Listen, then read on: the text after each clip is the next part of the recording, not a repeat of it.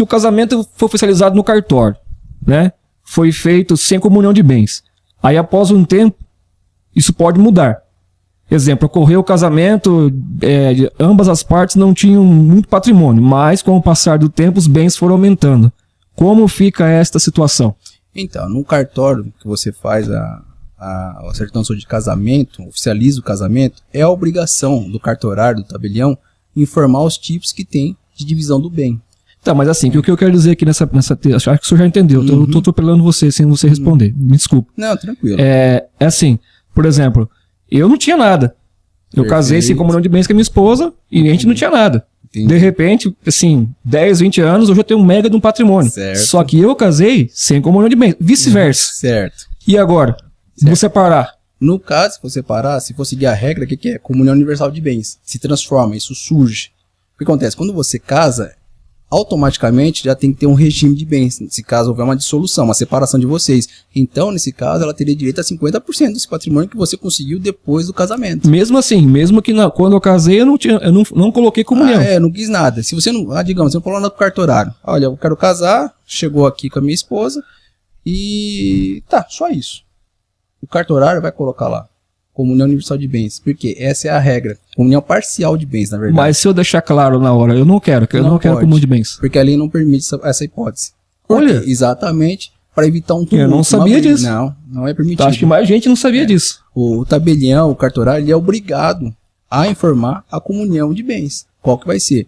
Comunhão universal de bens, comunhão parcial de bens, separação de bens ou participação final nos aquestos. Tem esses tipos de divisão patrimonial. Porque geralmente quando o cara, é aquilo que fala, o casamento faz bem, né? O camarada não tá nem aí com nada, não tem nada, né? É quando o cara casa, a família começa a crescer, aquele desespero, eu preciso ter isso e aquilo. Quando ele vê, automaticamente o casamento empurrou ele, né? Sim. Ao contrário de alguns que dizem, né? Tem muita gente que fala assim, casamento faz mal. E eu não acredito nisso. Também não. Pra mim, o casamento fez muito bem. Sim. A gente vai, cresce, amadurece, vem os filhos, né? Então o pessoal tem uma cultura errada aí, né? Eu não abraço essa causa aí, não. Perfeito, né? Acho. E aí o camarada chegou lá com a esposa, juntou com a esposa ali, progrediu.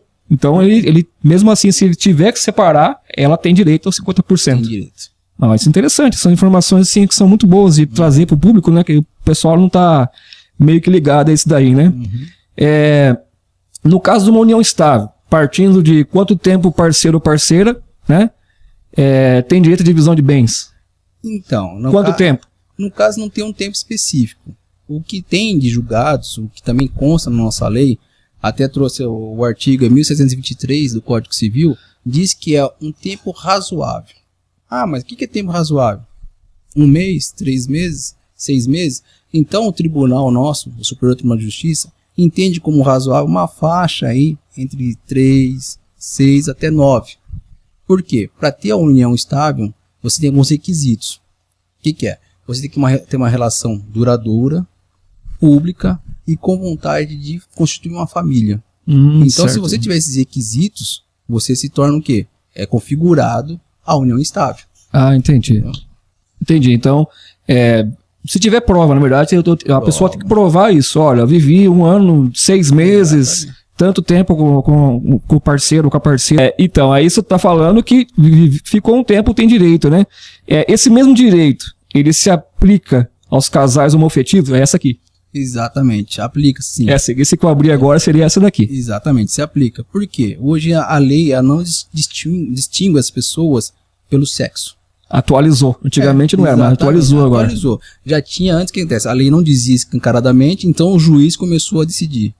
Passado disso, surgiu a lei atualizando o sistema. Para o quê? Casais homoafetivos também que se relacionam durante determinado tempo, ficaram um tempo junto, tem também direito a ter o mesmo divisão. Direito. Exatamente.